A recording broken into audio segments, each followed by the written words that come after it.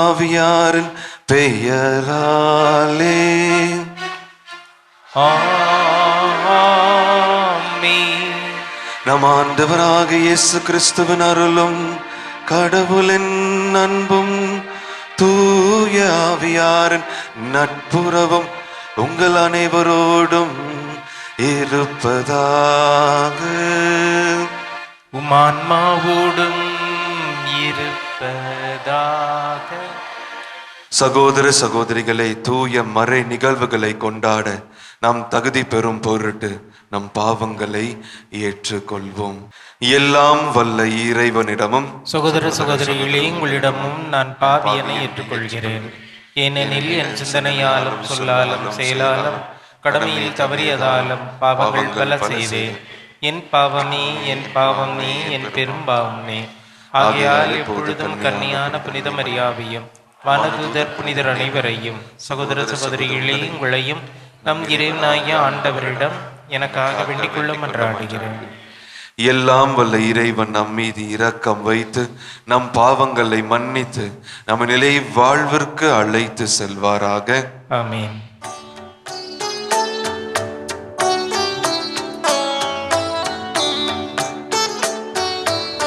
ஆண்டவரே இரக்கமாயிரும். ஆண்டவரே இரக்கமாயிரும். கிறிஸ்துவே இரக்கமாயிரும்.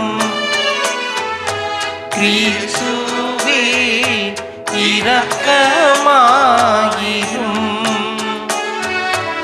ஆண்டவரே இரக்கமாயிரும். ஆண்டவரே இரக்கமாயிரும். உன்னதங்களிலே கடவுளுக்கு மாட்சி உண்டாகுக. உலகினிலே நன்மனத்தோர்க்கு அமைதியாகுக. உம்மை புகழ்கின்றோம், உம்மை வாழ்த்துகின்றோம், உம்மை ஆராதிக்கின்றோம், உம்மை மாட்சிப்படுத்துகின்றோம்.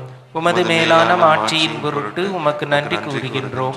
ஆண்டவராகிய இறைவா, வானுலக அரசரே, எல்லாமல்ல தந்தையாகிய இறைவா, ஒரே மகனாய் உதித்த ஆண்டவரே இயேசு கிறிஸ்துவே, ஆண்டவராகிய இறைவா, இறைவனின் செம்மறியே, தந்தையின் திருமகனே, உலகின் பாவங்களை போக்குபவரே, எங்கள் மேல் இரக்கமாயிரும்.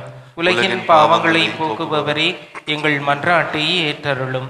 தந்தையின் வலப்பக்கம் வீட்டிருப்பவரே, எங்கள் மேல் இரக்கமாயிரும். ஏனெனில் இயேசு கிறிஸ்துவே, நீர் ஒருவரே தூயவர், நீர் ஒருவரே ஆண்டவர், நீர் ஒருவரே உன்னதர். தூய ஆவியாரோடு தந்தையாக இறைவனின் மாட்சியில் இருப்பவர் நீரே. ஆமென். மன்றாடுவோமாக. என்றென்றுமுள்ள எல்லாம் வல்ல இறைவா, எங்கள் மனித இயல்பையே தனதாக்கி கொண்ட உம்மொரே திருமகன் கோவிலில் அர்ப்பணிக்கப்பட்ட இந்நாளில் மாண்புக்குரிய உம்மை தாழ்மையுடன் வேண்டுகின்றோம். அதனால் நாங்கள் அவ்வாறே தூய்மை அடைந்து உள்ளத்தோடு உமக்கு காணிக்கையை ஆகுமாறு அருள்வீராக. உம்மோடு தூயாவியார் ஒன்றிப்பில் இறைவனாய் என்றென்றும் வாழ்ந்து ஆட்சி செய்கின்ற நம் ஆண்டவர் இயேசு கிறிஸ்து வழியாக உம்மை மன்றாடுகின்றோம்.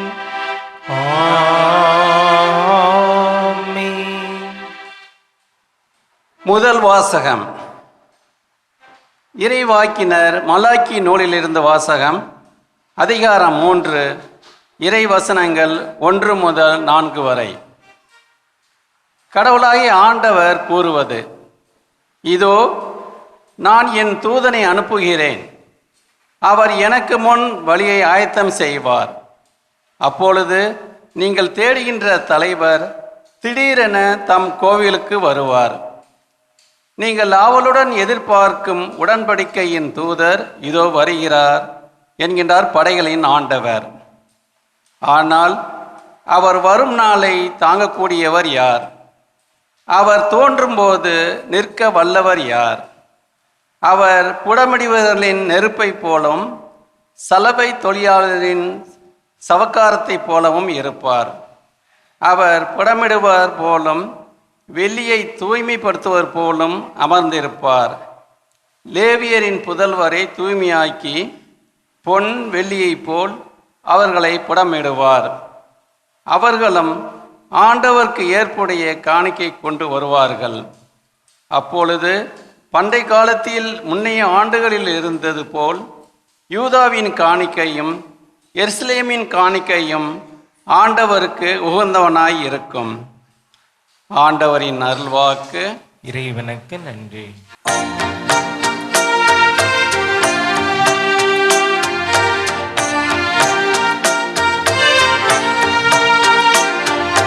படைகளின் ஆண்டவர் இவர், இவரே மாட்சி மிகு மன்னர். படைகளின் ஆண்டவர் இவர், இவரே மாட்சி மிகு மன்னர். வாயில்களே உங்கள் நிலைகளை உயர்த்துங்கள், தொன்மை மிகு கதவுகளே உயர்ந்து நில்லுங்கள். மாட்சி மிகு மன்னர் உள்ளே நுழையட்டும். மாட்சி மிகு மன்னர் இவர் யாரோ? வலிமையும் மாற்றலும் கொண்ட ஆண்டவர் இவர், இவரே போரில் வல்லவரான ஆண்டவர்.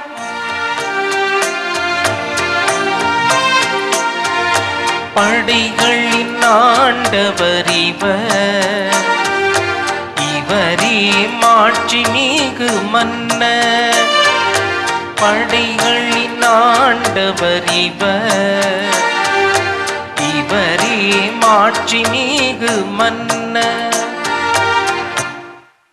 இரண்டாம் வாசகம். எபிரேயருக்கு எழுதப்பட்ட திருமுகத்திலிருந்து வாசகம். அதிகாரம் 2, இறை வார்த்தைகள் 14 முதல் 18.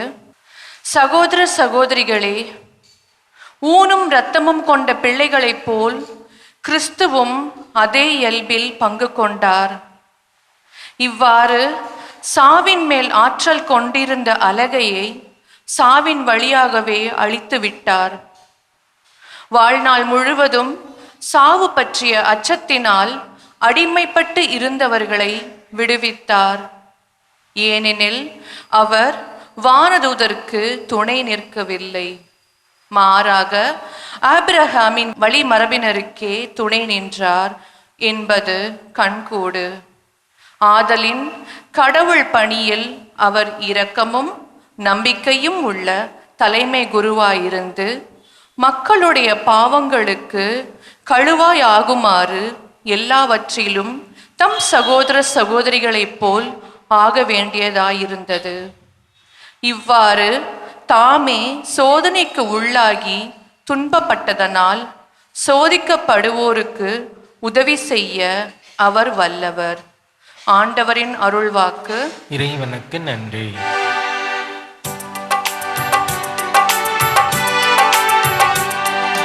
அல்லேலூயா, அல்லேலூயா, அல்லேலூயா, அல்லேலூயா, அல்லேலூயா, அல்லேலூயா, அல்லேலூயா, அல்லேலூயா.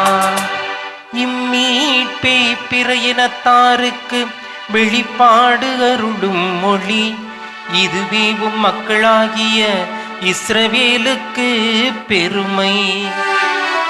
அல்லேலூயா, அல்லேலூயா, அல்லேலூயா, அல்லேலூயா. ஆண்டவர் உங்களோடு இருப்பாராக. உமான்மாவோடும் இருப்பாராக. லூக்கா எழுதிய தூய நற்செய்தியிலிருந்து வாசகம். ஆண்டவரே, மாட்சி உமக்கே. அதிகாரம் 2, இறை வார்த்தைகள் 22 முதல் 40 வரை. மோசேயின் சட்டப்படி தூய்மை சடங்கை நிறைவேற்ற வேண்டிய நாள் வந்தபோது குழந்தையை ஆண்டவருக்கு அர்ப்பணிக்க அவர்கள் எருசலேமுக்கு கொண்டு சென்றார்கள். ஏனெனில் ஆண் தலைப்பேறு அனைத்தும் ஆண்டவருக்கு அர்ப்பணிக்கப்படும் என்று அவருடைய திருச்சட்டத்தில் எழுதியுள்ளது. அச்சட்டத்தில் கூறியுள்ளவாறு 2 மாடப்புறாக்கள் அல்லது 2 புறா குஞ்சுகளை அவர்கள் பலியாக கொடுக்க வேண்டியிருந்தது. அப்போது எருசலேமில் சிமியோன் என்னும் ஒருவர் இருந்தார். அவர் நேர்மையானவர், இறைப்பற்று கொண்டவர், இஸ்ரேலுக்கு வாக்களிக்கப்பட்ட ஆறுதலை எதிர்பார்த்திருந்தவர். தூய ஆவியை அவர் பெற்றிருந்தார். ஆண்டவருடைய மெசியாவை காணும் முன் அவர் சாகப் போவதில்லை என்று தூய ஆவியால் உணர்த்தப்பட்டிருந்தார். அந்த ஆவியின் தூண்டுதலால் அவர் கோவிலுக்கு வந்திருந்தார். திருச்சட்ட வழக்கத்திற்கு ஏற்ப செய்ய வேண்டியதை குழந்தை இயேசுவுக்கு செய்து முடிக்க பெற்றோர் அதனை உள்ளே கொண்டு வந்தபோது சிமியோன் குழந்தையை கையில் ஏந்தி கடவுளை போற்றி, ஆண்டவரே, உமது சொற்படி உம் அடியான் என்னை இப்போது அமைதியுடன் போக செய்கிறீர். ஏனெனில் மக்கள் அனைவரும் காணுமாறு நீர் ஏற்பாடு செய்துள்ள உமது மீட்பை என் கண்கள் கண்டு கொண்டன. இம்மீட்பே பிற இனத்தாருக்கு வெளிப்பாடு அருளும் ஒளி. இதுவே உம் மக்களாகிய இஸ்ரேலுக்கு பெருமை என்றார். குழந்தையை குறித்து கூறியவை பற்றி அதன் தாயும் தந்தையும் வியப்புற்றனர். சிமியோன் அவர்களுக்கு ஆசி கூறி அதன் தாயாகிய மரியாவை நோக்கி, இதோ இக்குழந்தை இஸ்ரேல் மக்களோர் பலரின் வீழ்ச்சிக்கும் எழுச்சிக்கும் காரணமாக இருக்கும், எதிர்க்கப்படும் அடையாளமாகவும் இருக்கும். இவ்வாறு பலருடைய மறைவான எண்ணங்கள் வெளிப்படும். உமது உள்ளத்தையும் ஒரு வாள் ஊடுருவி பாயும் என்றார். ஆசேர் குலத்தை சேர்ந்த பானுவேலின் மகளாகிய அன்னா என்னும் இறைவாக்கினர் ஒருவர் இருந்தார். அவர் வயது முதிர்ந்தவர், மணமாகி 7 ஆண்டுகள் கணவரோடு வாழ்ந்த பின் கைம்பெண் ஆனவர். அவருக்கு வயது 84. அவர் கோவிலை விட்டு நீங்காமல் நோம்பிருந்து மன்றாடி அல்லும் பகலும் திருப்பணி செய்து வந்தார். அவரும் அந்நேரத்தில் அங்கு வந்து கடவுளை புகழ்ந்து எருசலேமின் மீட்பிற்காக காத்திருந்த எல்லாரிடமும் அக்குழந்தையை பற்றி பேசினார். ஆண்டவருடைய திருச்சட்டப்படி எல்லாவற்றையும் செய்து முடித்த பின்பு அவர்கள் கலிலேயாவில் உள்ள தங்கள் ஊராகிய நாசிரேத்துக்கு திரும்பி சென்றார்கள். குழந்தையும் வளர்ந்து வலிமை பெற்று ஞானத்தால் நிறைந்து கடவுளுக்கு உகந்ததாய் இருந்தது. ஆண்டவரின் அருள்வாக்கு. கிறிஸ்துவே உமக்கு புகழ். குழந்தையும் வளர்ந்து வலிமை பெற்று ஞானத்தால் நிறைந்து கடவுளுக்கு உகந்ததாய் இருந்தது. அன்பார்ந்த சகோதர சகோதரிகளே, நாம் அனைவரும் கடவுளுக்கு உகந்து இருக்க நம் ஆண்டவர் இயேசு கிறிஸ்து நம்மளை அழைக்கின்றார். எவ்வாறு ஆண்டவர் இயேசு கிறிஸ்து அவரையே காணிக்கையாக அர்ப்பணித்தாரோ அதே போல் நாம் ஒவ்வொருத்தரும் நம் வாழ்வை காணிக்கையாக அர்ப்பணிக்கும் பொழுதுதான் தூய சிமியோன் கூறியது போல அமைதியோடு நம்மாலும் செல்ல முடியும். ஆண்டவர் தருகின்ற மீட்பையும் நம்மால் பெற முடியும். அதற்காக தான் நம் வாழ்வை காணிக்கையாக ஒப்படைக்க வேண்டும். ஆகவே நம் வாழ்வை காணிக்கையாக ஒப்படைப்பதற்கு, உகந்த பிள்ளைகளாக இருப்பதற்கு நாம் என்ன செய்ய வேண்டும் என்றால், நாம் அனைவரும் வல்லமை பெற வேண்டும். அது மட்டும் இல்லாமல் ஞானத்தால் நிறைந்து இருக்க வேண்டும். இது இன்னும் சற்று தெளிவாக புரிவதற்கு ஒரு புனிதருடைய வாழ்க்கையை நாம் எடுத்துக்கொள்ளலாம். எகிப்து நாட்டை சேர்ந்த புனித மரியா. அவர் 12 வயது இருக்கும் பொழுது அவருடைய பெற்றோரை விட்டு ஓடி சென்று விட்டார். அதிலிருந்து அவர் பாவத்திலேயே இருந்து வந்த ஒரு புனிதர். என்ன பாவம்? உடல் ரீதியான ஒரு பாவத்தில் இருந்தவர், விபச்சாரத்தில் ஈடுபட்டு இருந்தவர். காசுக்காக, அவருடைய அந்த மகிழ்ச்சிக்காக, அந்த சந்தோஷத்துக்காக அவர் அந்த பாவத்தை செய்து கொண்டு வந்தார். அப்பொழுது 17 வருடங்கள் அந்த பாவத்திலேயே அவர் அது செய்து கொண்டு இருந்தார். அந்நேரம் இருக்கும் பொழுது எருசலேமுக்கு செல்லு கொண்டே ஒரு கப்பல் இருந்தது. அது திருச்சிலுவை விழா நடந்து கொண்டிருந்த நேரம். அப்போ அந்த கல்லறை கோயில் தேவாலயத்தில் அந்த விழாவை கொண்டாடி கொண்டிருந்தார்கள். நிறைய பேர் அந்த எருசலேம் நாட்டிற்கு சென்று அந்த விழாவை கொண்டாடலாம் என்று செல்லும் அந்த கப்பலில் இருந்தார்கள். அதை பார்த்து அந்த புனிதர் இன்னும் நம்மளையே மகிழ்ச்சி படுத்திக்கலாம், நம்மளே சந்தோஷப்படுத்திக்கலாம் அவ்வாறாக அந்த கப்பலில் ஏறுகிறார். அந்த கப்பலில் ஏறிக்கொண்டு அந்த தேவாலயம் சென்ற பொழுது அந்த தேவாலயத்துக்குள் அனைவரும் நுழைகிறார்கள். ஆனால் இந்த மரியாவால நுழைய முடியவில்லை. ஏதோ ஒரு கண்ணுக்கு தெரியாத ஏதோ ஒரு தடை இருந்தது, அவரால் உள்ள நுழைய முடியவில்லை. ஆகவே அவர் யோசிக்கிறார், சிந்திக்கிறார், என்ன நடந்துன்னு தெரியல. அவருக்கு உணர்த்துகிறார் ஆண்டவர், நீ பாவம் நிறைந்து இருக்கிறாய். சாவை ஆடையாக போட்டு கொண்டு இருக்கிறார். ஆகவே அது நினைத்த உடனே அந்த புனிதர் அழுகிறார். அந்த பாவத்தினால்தான் நல்ல உள்ளே நுழைய முடியவில்லை என்று மனம் மாறி அழுகிறார். அழுது அன்னார்ந்து பார்க்கும் பொழுது அன்னை மரியாவுடைய உருவத்தை அவர் பார்க்கிறார். கடவுளின் தாயுடைய உருவத்தை பார்த்து அவர் அன்னையிடம் அழுது பரிந்துரையை நாடுகின்றார். அன்னையே, நீர் என்னை இந்த கோயிலுக்குள் நீ அனுமதித்தால் நான் ஆண்டவருடைய திருச்சிலுவையை வணங்கிவிட்டு நீர் எங்கே என்னை கொண்டு செல்கிறாயோ அங்கேயே நானும் சென்று விடுகின்றேன் என்று அன்னையுடைய பரிந்துரையை நாடிய உடனே அவரால் உள்ளே நுழைய முடிந்தது. திருச்சிலுவையை அவர் வணங்கிவிட்டு ஒரு குரல் கேட்கிறது. அன்னை கூறுகிறார், நீர் யோர்தான் நதியை கடந்து சென்றால் மகிமை நிறைந்த ஒரு இலை பாறுதலை நான் உனக்கு கொடுப்பேன் என்று அன்னை மரியா சொன்னார். அதே போல் அவள் முற்றிலும் மனம் மாறி ஒரு பாலைவனத்திற்கு செல்கின்றார் ஜபிப்பதற்காக. அங்க 47 வருஷம் ஜபித்து கொண்டு இருக்கிறார்.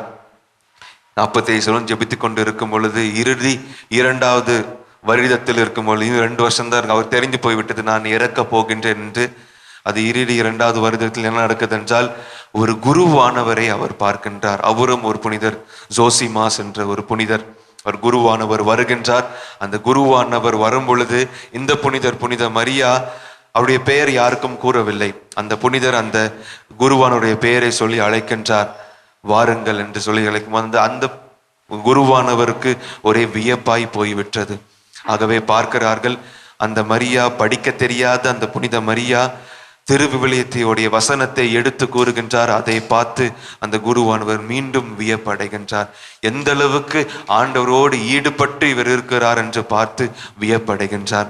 அப்பொழுது அந்த புனிதர் கூறுகின்றார் குருவானவரிடம், அடுத்த வருடம் நீங்கள் வரும் பொழுது எனக்கு ஒரு நற்கருணையை எடுத்து கொண்டு வாருங்கள், எனக்கு ஆண்டவரை பெற வேண்டும் என்று கூறுகின்றார். அவரும் சம்மதித்து அடுத்த வாரம் வருகின்றார். யோர்தான் நதிற்கு அந்த பக்கம் அவர் இருக்கின்றார், இந்த பக்கம் அந்த புனித மரியா இருக்கின்றார். இவருக்கு என்ன செய்வதென்று தெரியவில்லை. ஆனால் அந்த புனித மரியா என்ன செய்கின்றால், ஒரு சிலுவை அடையாளத்தை போட்டு வரைந்து விட்டு அந்த தண்ணீர் மேல் நடந்து வந்து ஆண்டவரை பெற்று கொண்டார். ஆண்டவரை பெற்றுக்கொண்டு மீண்டும் பாலைவனத்துக்கு சென்று விட்டார். 1 வருடம் அப்புறமாக மீண்டும் அந்த குருவானவர் வருவார். ஆனால் பார்க்கும் பொழுது அந்த அன்னை, அந்த புனித மரியா இறந்த நிலையில் இருக்கின்றார்.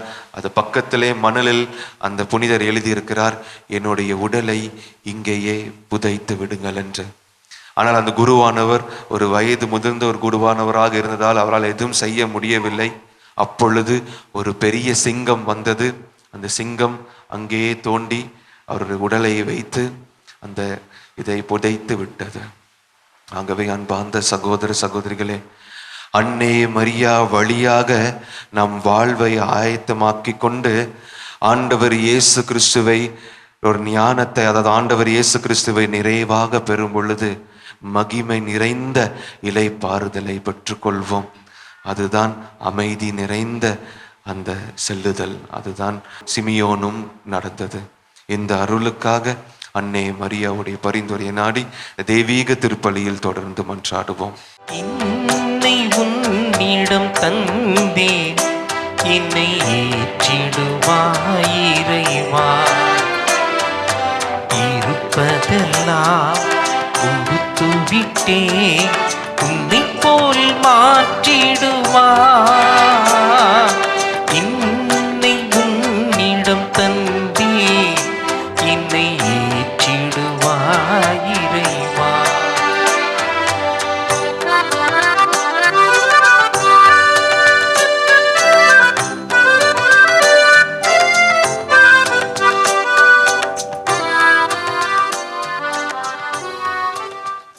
சகோதர சகோதரிகளே, என்னுடையதும் உங்களுடையதுமான பலி எல்லாம் வல்ல தந்தையாக இறைவனுக்கு ஏற்றதாகும்படி மன்றாடுங்கள்.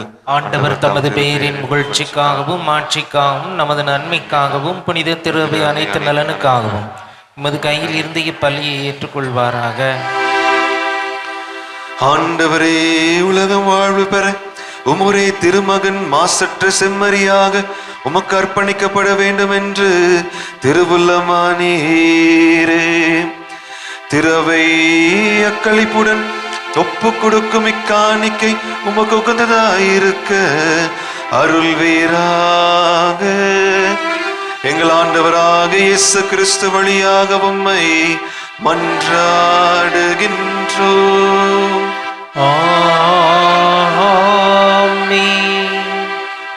ஆண்டவர் உங்களோடு இருப்பாராக. உம்மான்மாவோடும் இருப்பாராக. இதயங்களே மேலே எழுப்புங்கள், ஆண்டவரிடம் எழுப்பியுள்ளோ. நம் இறைவனாகிய ஆண்டவருக்கு நன்றி கூறுவோம். அது தகுதியும் நீதியும் மானதே.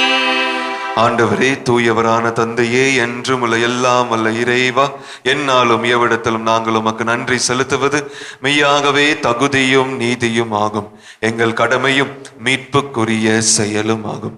ஏனெனில் உம்மோடு என்றும் உள்ள திருமகன் இன்று கோவிலில் காணிக்கையாக அர்ப்பணிக்கப்பட்டார். அவரே இஸ்ராயல் மக்களுக்கு மாட்சி எனவும் பிற இனத்தாருக்கு ஒளி எனவும் ஆவியாரால் அறிவிக்கப்பட்டார்.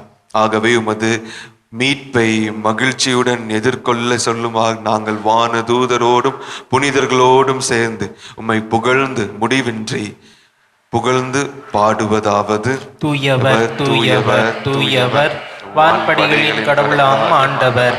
விண்ணகமும் மண்ணகமும் உமது மாட்சியால் நிறைந்துள்ளன. உன்னதங்களிலே ஓசன்னா. ஆண்டவர் பேரால் வருகிறவர் ஆசி பெற்றவர். உன்னதங்களிலே ஓசன்னா. ஆண்டவரே, நீர் மெய்யாகவே தூயவர், தூய்மை அனைத்திற்கும் ஊற்று. ஆகவே உம்முடைய ஆவியை பொழிந்து இக்காணிக்கைகளை தூய்மைப்படுத்த உம்மை வேண்டுகின்றோம். இவ்வாறு எங்கள் ஆண்டவர் இயேசு கிறிஸ்துவின் உடலும் இரத்தமுமாக எங்களுக்கு இவை மாறுவனவாக. அவர் பாடுபட உளம் கனிந்து தம்மை கையளித்த போது அப்பத்தை எடுத்து நன்றி செலுத்தி அதை பிட்டு தம் சீடர்களுக்கு அளித்து கூறியதாவது: அனைவரும் இதிலிருந்து பெற்று உண்ணுங்கள், ஏனெனில் இது உங்களுக்காக கையளிக்கப்படும் என் உடல்.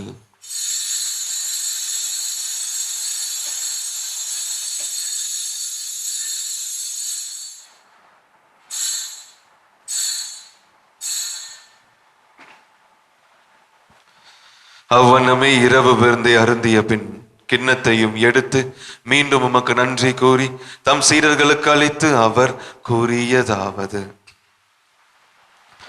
அனைவரும் இதிலிருந்து பெற்று பருகுங்கள், ஏனெனில் இது புதிய நிலையான உடன்படிக்கைக்குரிய என் இரத்தத்தின் கிண்ணம். இது பாவ மன்னிப்புக்கென்றும் உங்களுக்காகவும் பலருக்காகவும் சிந்தப்படும். இதை என் நினைவாக செய்யுங்கள்.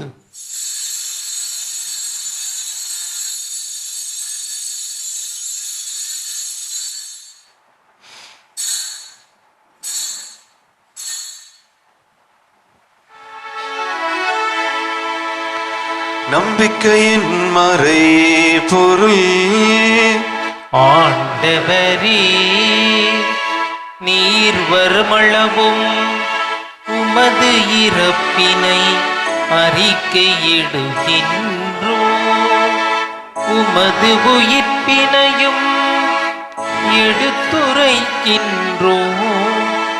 ஆகவே ஆண்டவரே, நாங்கள் கிறிஸ்துவின் இறப்பினையும் உயிர்ப்பினையும் நினைவு கூர்ந்து வாழ்வு தரும் அப்பத்தையும் மீட்பளிக்கும் கிண்ணத்தையும் உமக்கு ஒப்பு கொடுக்கின்றோம்.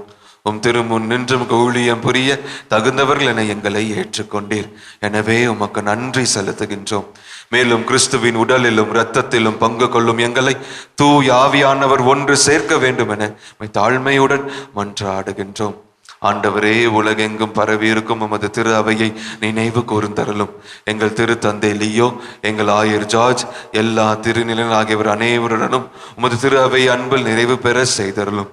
மேலும் உயிர்த்தெழும் எதிர்நோக்குடன் துயில் கொள்ளும் எங்கள் சகோதர சகோதரிகளும் இறந்தோர் அனைவரும் இரக்கத்துடன் நினைவு கூர்ந்து உமது திருமுக ஒளியின் ஒளி ஏற்றருளும். எங்கள் அனைவர் மீதும் இரக்கமாயிரம்.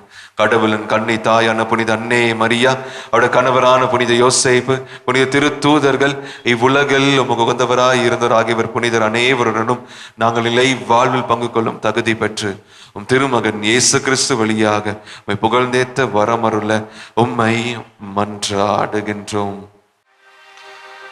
இவர் வழியாக இவரோடு இவரில் எல்லாம் வல்ல இறைவனாகிய தந்தையே, தூயாவியார் ஒன்றிப்பில் எல்லா புகழும் மாட்சியும் என்றென்றும் உமக்கு உரியதே. ஆமென். ஆமென்.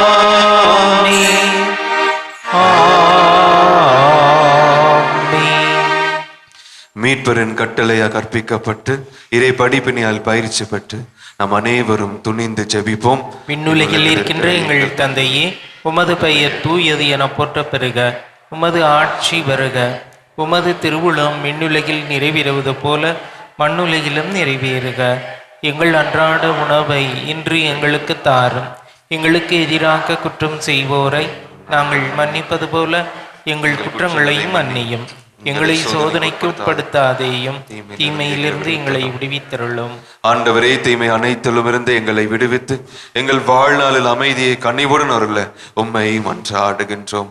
உமது இரக்கத்தின் உதவியால் நாங்கள் பாவத்திலிருந்து எப்போதும் விடுதலை பெற்று யாதொரு கலக்கமும் இன்றி நலமாய் இருப்போமாக.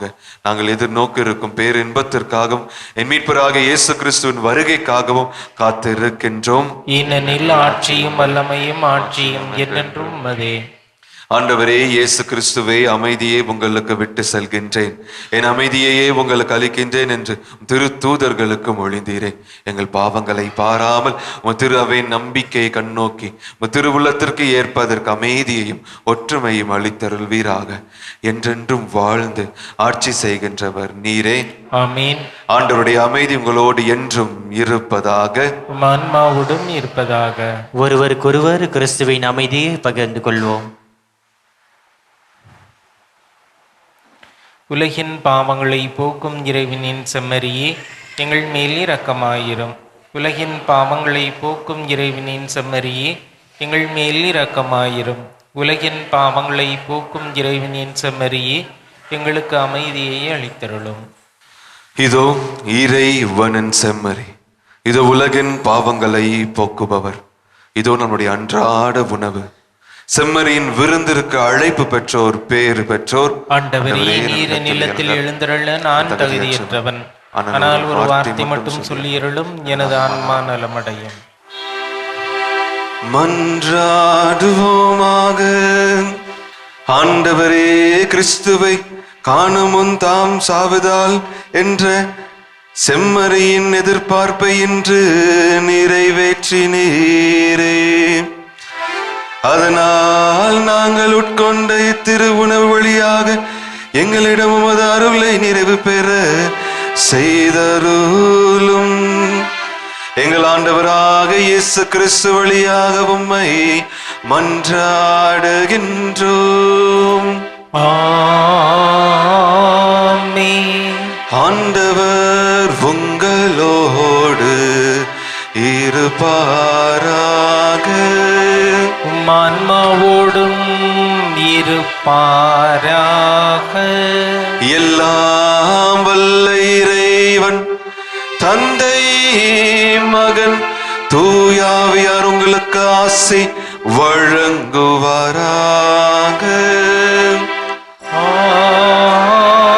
ஆமென். ஆரோக்கிய அன்னையின் ஆசி பெற்றவர்களாய் வாழ சென்று வாருங்கள், திருப்பலி நிறைவேறிற்று. இறைவனுக்கு நன்றி.